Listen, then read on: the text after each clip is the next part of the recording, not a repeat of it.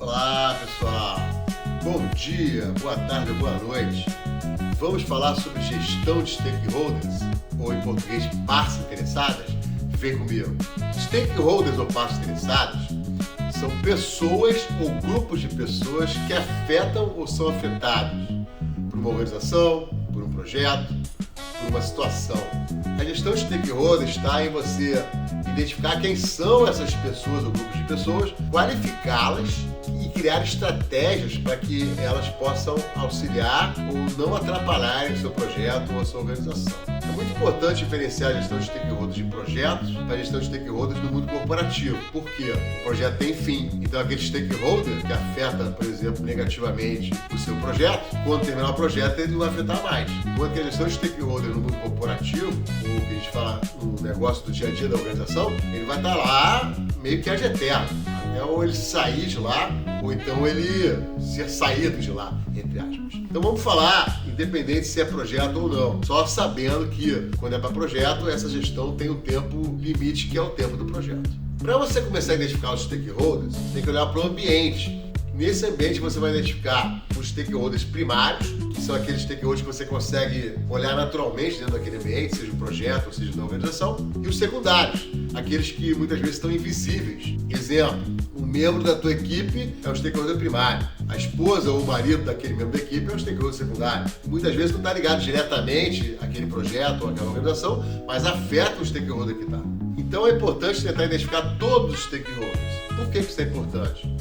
Principalmente em projetos, um dos grandes segredos para que o projeto tenha a chance de ter sucesso é você ter um alinhamento das expectativas das partes interessadas. Então, se você esquecer alguma parte interessada, dificilmente aquele seu projeto vai ter sucesso, porque vai faltar um alinhamento. Identificados os stakeholders, é hora de você fazer a qualificação dos mesmos. Para qualificar os stakeholders, você tem que ter duas variáveis: a influência, que pode ser alta ou baixa, e o interesse, que pode ser positivo ou negativo.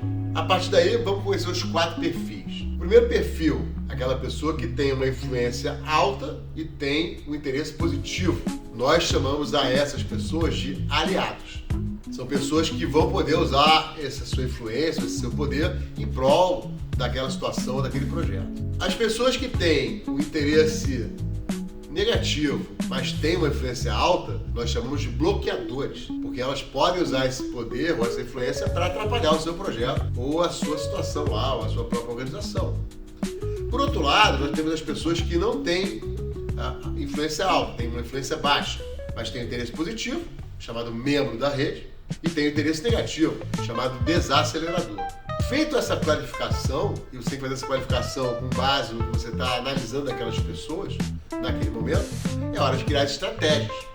As estratégias são ações que você vai fazer para manter um aliado, para manter um membro da rede, para fazer um bloqueador ou virar aliado, ou não atrapalhar o projeto ou aquela situação. No caso do projeto, é até legal, você pode neutralizar aquele bloqueador até terminar o projeto. E no caso do desacelerador, fazer ela virar um membro da rede, ou também neutralizar aquela pessoa não atrapalhar o projeto.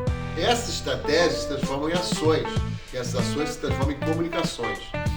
Por isso que é muito ligado a gestão da comunicação com a gestão de stakeholders. Por quê? Eu tenho que criar canais de comunicação para que eu mantenha o aliado e o membro da rede, e que eu tenha um bloqueador ou um desacelerador, ou virando aliado ou membro da rede, ou não atrapalhando aquela minha situação, aquele projeto. E depois que eu consigo aplicar essas estratégias e a pessoa muda de quadrante, vamos dizer assim, é importante você estar sempre revisitando esses canais de comunicação para que agora a pessoa tenha uma nova estratégia para manter ela favorável ao projeto. E também aquela primeira estratégia que você vai fazer, por exemplo, para tentar trazer um bloqueador para ser um aliado, pode não dar certo. Aí você faz o quê? Senta e chora, você começa a pensar em outras estratégias. O grande problema da gestão de stakeholder são as pessoas, porque elas são pessoas. E às vezes uma estratégia que você vai fazer com uma pessoa pode não funcionar com outra, dependendo da geração que ela tem, das características que ela tem, da personalidade que ela tem. Então é muito importante isso no cenário atual moderno. Hoje em dia a gente tem a IA, né? A IA é um grande aliado da gestão de stakeholders. Por quê? Eu posso colocar o cenário de um projeto ou o cenário de uma organização e você vai, procura um autômato para ele te gerar esses stakeholders. Em vez de você ficar olhando para o ambiente do projeto, tentando identificar quem são os primários e os secundários, você pode colocar numa inteligência artificial e ela, analisando aquele ambiente, vai te passar esses stakeholders.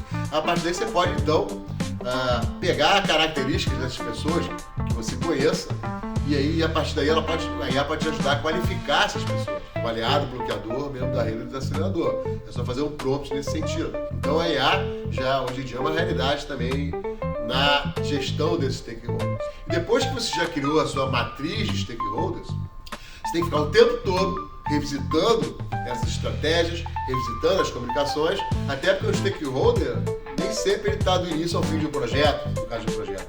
Ele pode estar no meio de um projeto, então podem surgir novos stakeholders.